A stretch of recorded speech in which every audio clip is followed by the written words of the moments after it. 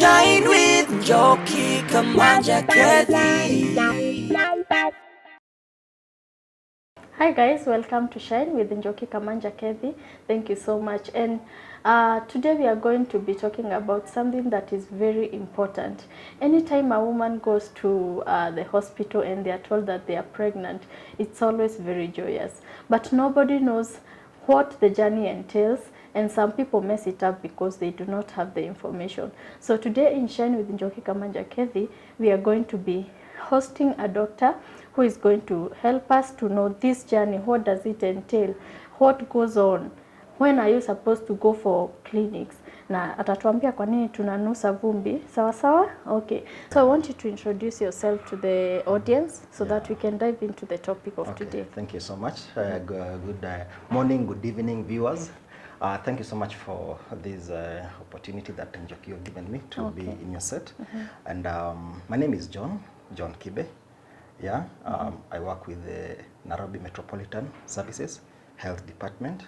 I've worked for many years, almost 10 years in the labor and delivery department. Wow. So I can say that I have quite some information on the journey. And I believe by the end of this session, we'll have learned a lot. Thank you so much for gracing us with your presence. And actually, he's my doctor. So that's why we have like chemistry together. So, Daktari, I want you to tell us, like, this journey of pregnancy, what are the statistics? Let me give you a nationwide picture in Kenya. Okay. Every year we have like 1.1 live births in Kenya. Yeah, so that tells you that we are a fertile country. We are doing the work of the Lord. So, with these statistics, before we go to the journey of pregnancy, there is what we call preconception. Yes. I have decided that this year is the day I bring a mini-me. We call them mini-me's. What am I supposed to put in mind? Yeah. First of all, Njoki, let me say, many people assume that getting pregnant is just natural. And yes, of course, it's a natural process. But many people think that it's just a one-off thing. But we cannot be oblivious of the struggles that many people, women, or many families are going through. So there are so many families that have really struggled to get pregnant and even to raise up children. So we need to really prepare ourselves before we get pregnant. Number one, we need to know that we want to get pregnant, and we need to prepare ourselves, because so now it starts mentally. Mentally from our minds. And especially for people who have other children, or people who have been using family planning methods or birth control methods, especially the hormonal methods, you really need to know when you want to have the next child, so that you can, because there's what we call return to fertility. Because these family planning methods create an environment in your system where you have you are like an infertile person. You are not able to conceive. So return to fertility does not happen. It's not a one-off thing.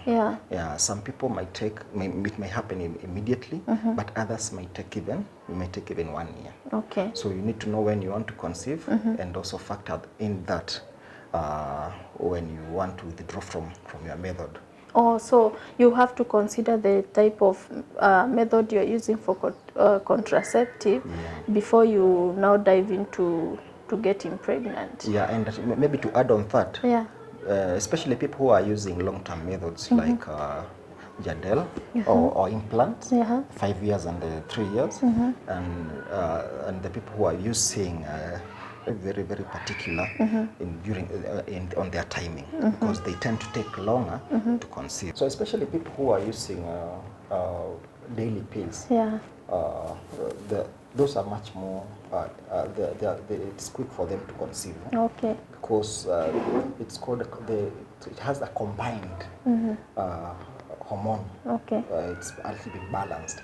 So we call them combined oral contraceptives. So it contains both progesterone and estrogen.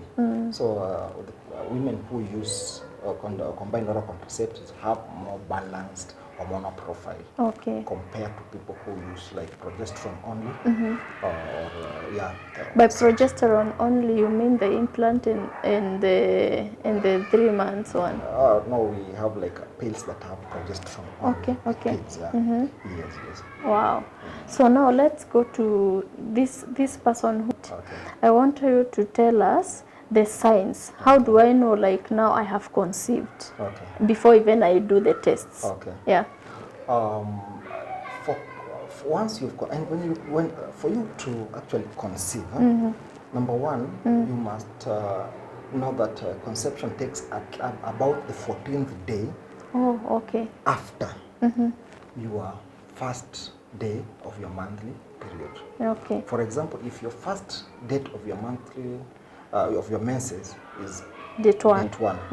So we expect by day 12 it will be a grace period of date 12, because the people who have shorter circles and the people who have longer circles. Yeah. So we expect from around 12 to around 16 or 15. There's a probability. And this is the place where you are ovulating, right? Yes. Yeah, this is a problem for you. Highest chances of conception are during that period. So you may not really know that you're pregnant, especially during the first week of pregnancy. Because let us look at it this way. It's only that an egg that has always existed in you that has been fertilized, but not much changes have happened to that egg. It is still moving along the fallopian tube. So we would say that technically you are pregnant, but physiologically or your system has not really changed yet. So the first week it might really be hard for you to know that you're pregnant. But now the signs of pregnancy, as a woman starts experiencing them during the second week of pregnancy. Remember, this is the time that the egg, the fertilized ovum, is implanting or attaching itself to the walls of the uterus, which is otherwise known as the womb. So that is the time a woman now starts to change physiologically to align herself with this pregnancy. And there are specifically signs, varying signs. Very many women experience different signs. So it is not a one of one, like a specific one. One fit for all. Many women, but generally these are the signs. Number one, because of the implantation, a woman may experience spotting. A woman may experience spotting. The other thing that women experience is bloating. Bloating. You see the way when a woman is experiencing the menses, the way they feel bloated, that's the same way they feel. Others feel dizzy. You see now the body, there are so many changes that takes place, and most of your blood, almost 1/3 of the volume of your blood is directed towards the uterus, because the uterus must really be well supplied to be bulky to be able to hold the pregnancy. Therefore, most of the blood is directed towards the uterus. And therefore you tend to feel very thirsty, you tend to feel dizzy, and a certain sense of general weakness. Also because of the sudden surge or sudden pull of hormones, there is also an issue with moodiness. That's where tunaamka umekasirika. Ama upendi mama nani? Nikiweka tissue hivi nafaa kuweka hivi. Nikifinya Colgate hivi nafaa. Yani a man becomes you are annoyed with a man just because he's breathing, or you don't know why, you're just mad with the children, with everything. But of course that is understandable, because a lot of things are happening, and even most women do not understand what is happening with them. So actually we really need to understand them during that time. The other thing that happens is we have food. People tend to choose the kind of food they want, and they start to experiencing a heightened sense of smell and taste, such that unasikia mtu anasema mimi kitunguu kipiko lazima nitoke nje, surge of hormones. So there are so many things that are that are happening. Yeah. Yeah. Is this where like women experience cravings? Like somebody, our director, one of them told me, uliza kwa nini mnataka kunusa vumbi ya Ukraine? Ati ya Ukraine. Vumbi ya Ukraine. Yeah, that's a tall order. specifically. That's a tall order. But that's unexplainable. Yeah. Yeah, there's an explanation for that, and that has a scientific name. Yeah. That is called pica. Pike. Or pica. P-I-C-A. Depends with your English teacher. Yeah, sure. Yeah. And so that this is a certain preference for certain kinds of foods, and maybe abhorring certain kinds of food. And this is and the reason why you feel like you want to have something that has a metallic taste. Napata mtu akisikia gari ikigurumishwa anataka kufuata, ama mvua ikinyesha anataka kunusa ile harufu ya vumbi, ama anataka, because this the body has develops what we call physiological anemia.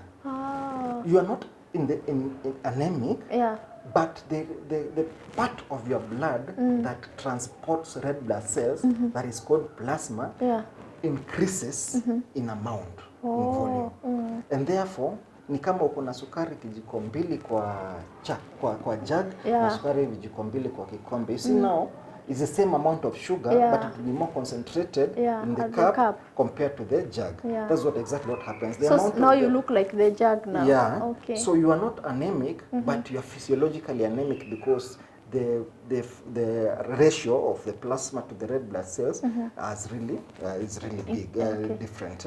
So your body senses that your body does not really realize that you are not anemic. So it gives you senses that will attract you towards foods that will increase. It's a natural thing, a survival thing that the body is created with. It's a very genius way that God created us with, that you tend to be attracted to the things that your body needs at that time. Okay. So it gives you a sense that you need to take things with iron. Is it out of deficiency?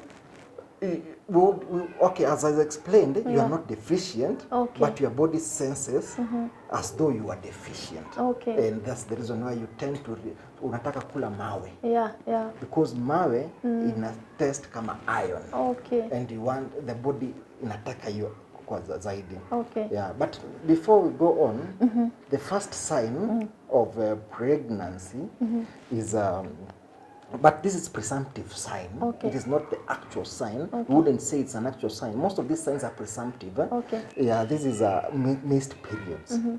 Oh yeah. Missed periods. But these are presumptive signs. Okay. Because the same signs when you have malaria, you'll feel the same sign. True. The same signs when you change your environment, you miss your periods. Yeah. Or when you have some hormonal imbalance, you still miss your periods. Yeah. So these are not definitive signs of pregnancy. Okay. Yeah. We have even a positive pregnancy test strip. Yeah. Is not a definitive sign of pregnancy.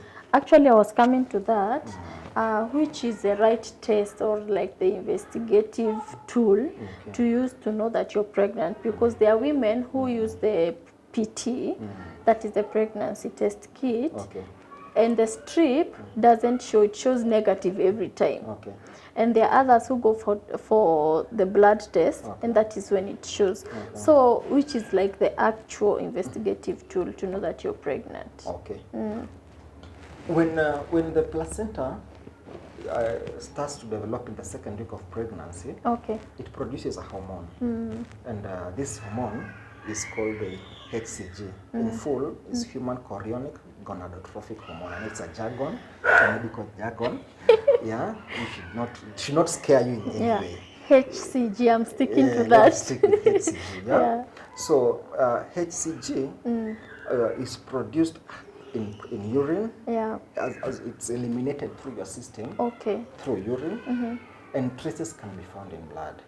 So that's the reason why we use a urine strip, and it detects the HCG. Okay. But one thing that you should know is that there are conditions that may also cause your body to produce HCG. Okay. Yes. There is a condition called heredity from mole. Okay. It is a growth, malignant growth in the uterus that produces that hormone. Like in just a simple English, maybe for those who might not get the heavy terms, what is that growth like in in layman's English? Okay. Produces a grape-like growth inside the uterus. Okay. And the uterus may grow in size. Oh, yeah. And therefore, there are people who come to the hospital thinking they are pregnant because they're producing the hormones, and the hormones makes them have all the signs of pregnancy, and they have a pregnancy strip that is positive, and therefore they assume that they are pregnant, but we call that pseudo-pregnancy.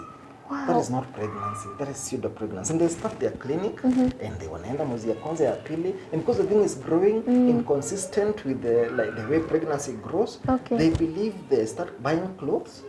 Wow. And they continue the clinic, but now when they expect the baby, there to be baby movements, so they go and start complaining, I'm not feeling movements. And therefore, the first thing that a doctor or the healthcare provider will do is request for a simple test, a simple investigation that we call an ultrasound scan.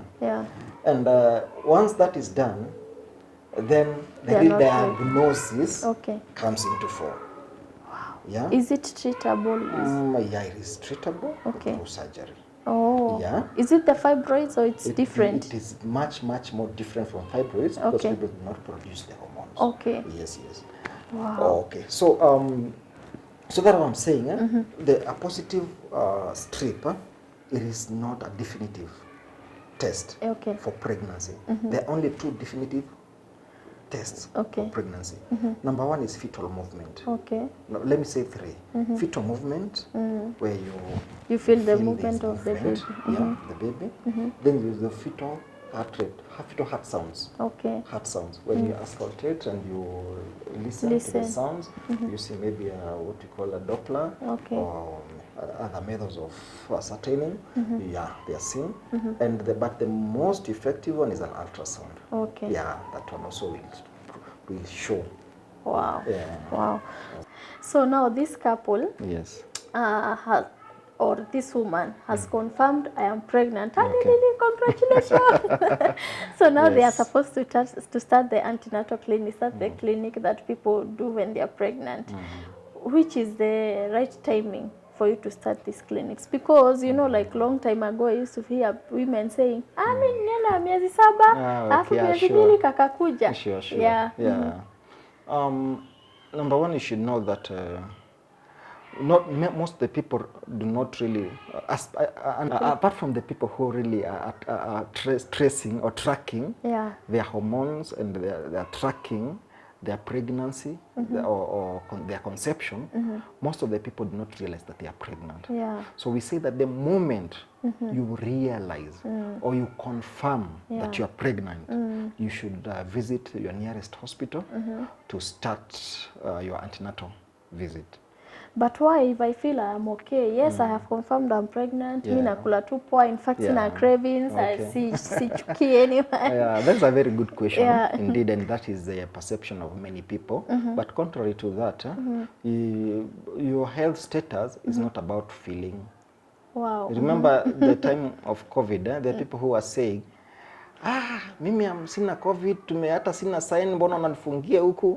You know, you might really have some issues in your system that are not really coming to the fore, and that don't really affect you now, but they may affect your child or your baby after birth or in the process, maybe in the first, second, that trimester. So we say that the moment you realize that you are pregnant, that is the best time to go and visit your doctor or the nearest health facility.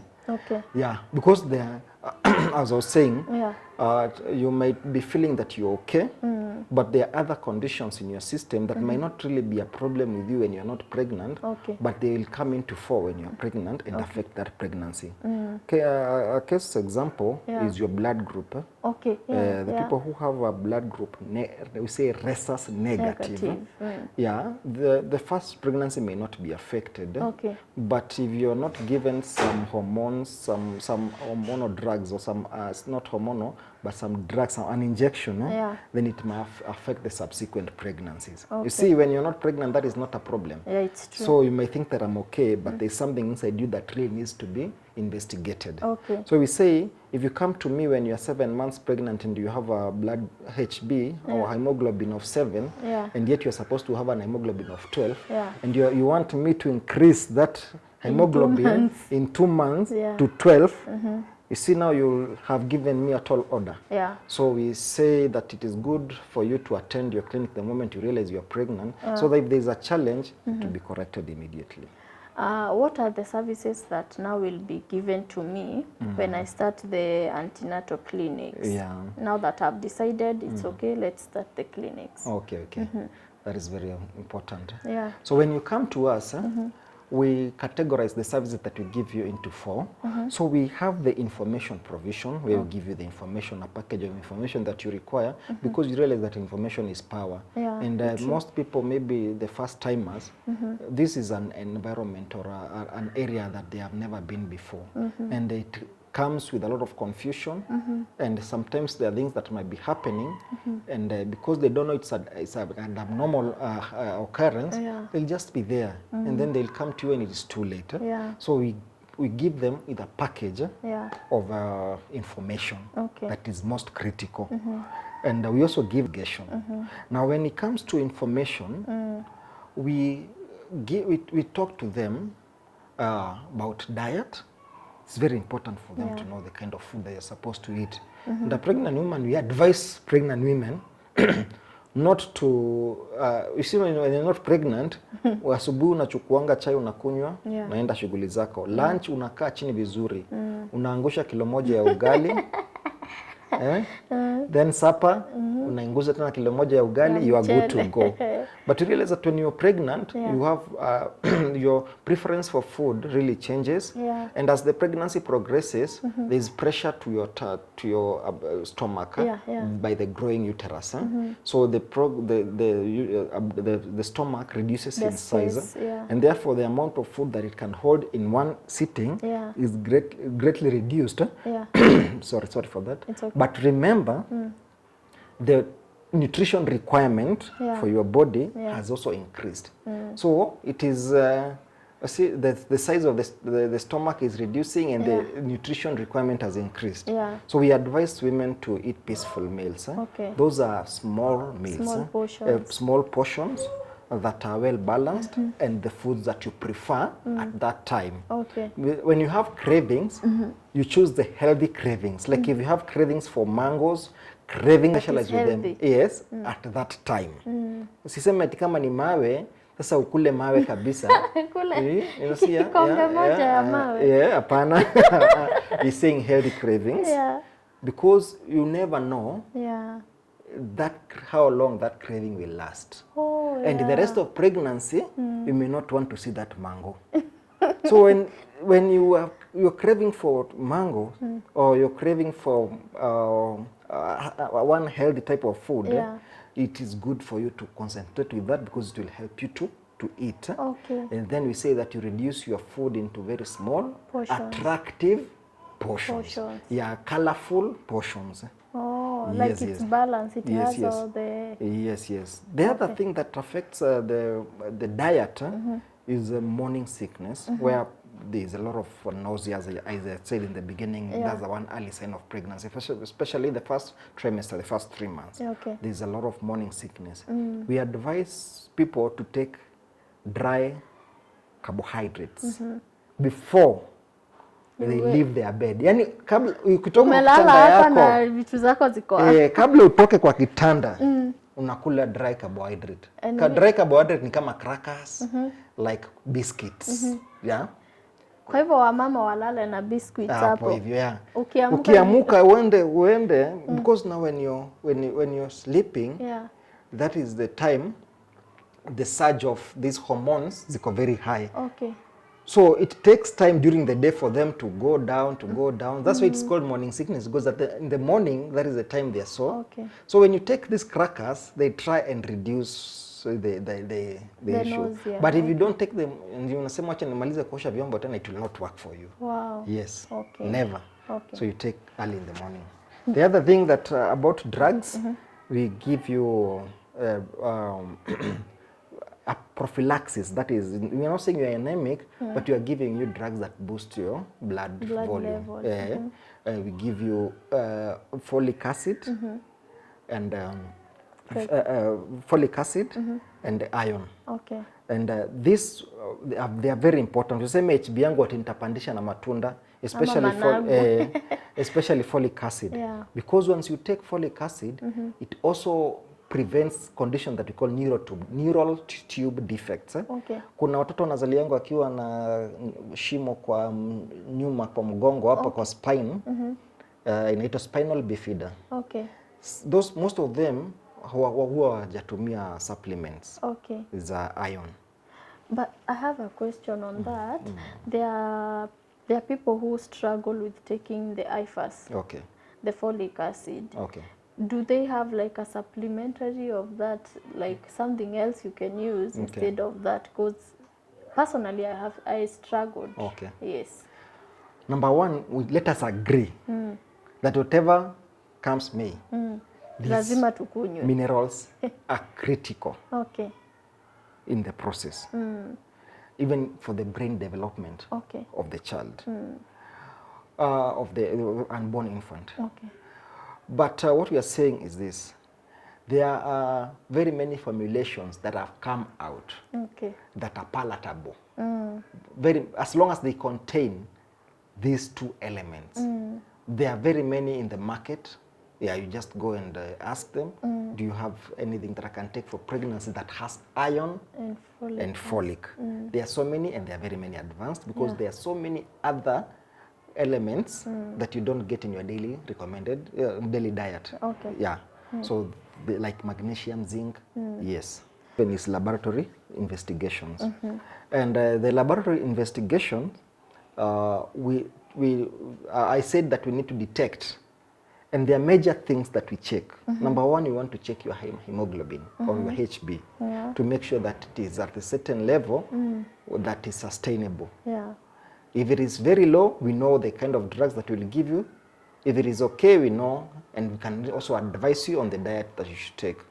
But most importantly, one threat to pregnancy is urinary tract infection. And you'll agree with me that many women suffer from urinary tract infections when they are during the course of pregnancy, like the candidiasis.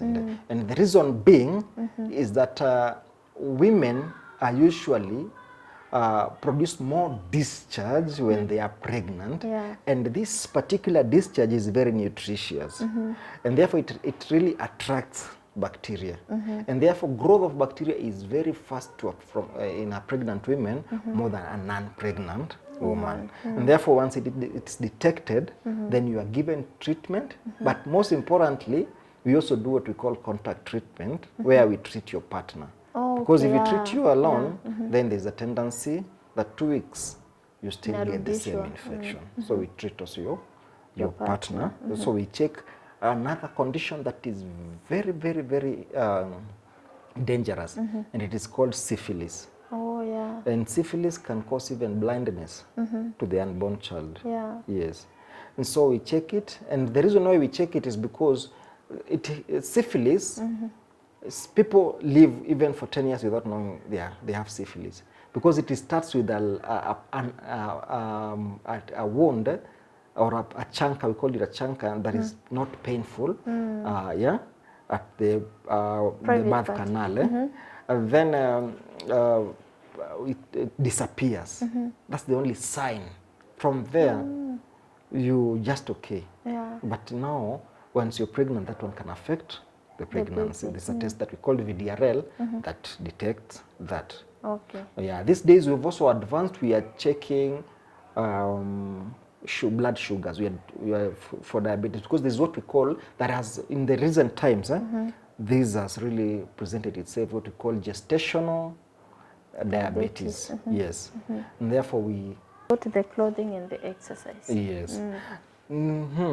Now, for clothing, let us know that as the uterus is growing in size, it leads the pelvic region, because usually the size of your fist. The uterus is the size of your fist. Okay. And it is situated inside your, it's situated inside your, but it's a masculine mass, genius masculine mass that really has the capability to expand. Yeah. So it comes out of the uterus to the abdominal cavity. Okay. And during that journey, it really requires a lot of free area to just come out. Okay. So to avoid other complications, we say it is very important for you to wear free. This is common knowledge, most people know this, but we are seeing people who want to, like there's people say freeze and shine, freeze and shine, and you know that the trends, and people want to start wearing these clothes much later in pregnancy. But before you're Nekane, yes. Let me like we have one celebrity, Rihanna. Yes. We have not seen her wear clothes. Her stomach has been outside. Yeah. Is that wrong? I would say I'm not a moral police. Yeah. No, like mtoto atasikia baridi. I would say, technically, that baby is very safe. Oh, wow. Technically. But when it comes to morality, that I'll leave it to your judgment. To judge. But technically, safe. It's very so safe. Our baby is safe. Yes. That baby is very world safe. Baby. Yes. So you are saying nowadays people are doing it trends and they are pregnant. Yes. So these loose clothes, like I see people doing trousers.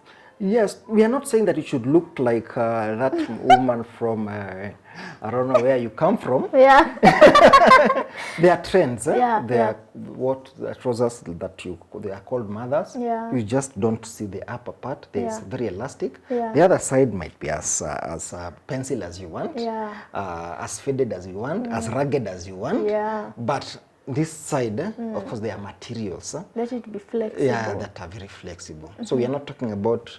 We are talking about from the pelvis going up. Should be free. Whatever you do it down there, that's up to you. Okay. Yes. Wow. And the exercises, I have never done exercise. Yes. One thing that you should realize is that the process of labor is pretty much determined with how you spend your time during pregnancy. Readiness for the last journey of child labor and delivery. Does this help, like for me, I walked. Yes. Many people have walked, others have done other exercises, but they still find themselves going through the cesarean because the belief is that ukifanya exercise utembe, wewe ni vaginal birth. I don't call it normal because I believe both of them are normal births. Okay, that is a new one, and it's a good one. Yeah. Yes. So most people believe when you do the exercises, you'll have the vaginal birth. Is it true or is just a myth? I think it is a myth. It is a misconception. Yeah. And most of the people who have a cesarean section is not because they never walked. Yeah. Even if you don't walk, you have naturally been built up for vaginal delivery, which we call SVD, spontaneous vertex delivery.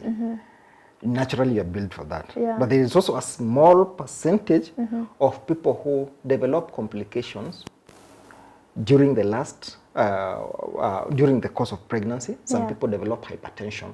So we cannot allow you to go through the vaginal with birth. high BPs, unless it's a manageable blood pressure. There are people whose babies take positions in the uterus that you are not able to explain because the baby has to come with the head. So if the baby is breached, before then we used to try. Those are babies that are relaxing, seated down. Before then we used to try. But these days we say once a breach, because of the chances of the... so we say that once... so those are misconceptions. Once we say that once even a person, the baby takes a wrong position, not just breech, but many other positions that are not conventional, then we ask the woman to allow us to take that man to take her through the knife. Shine with Jockey Kamanja Kathy.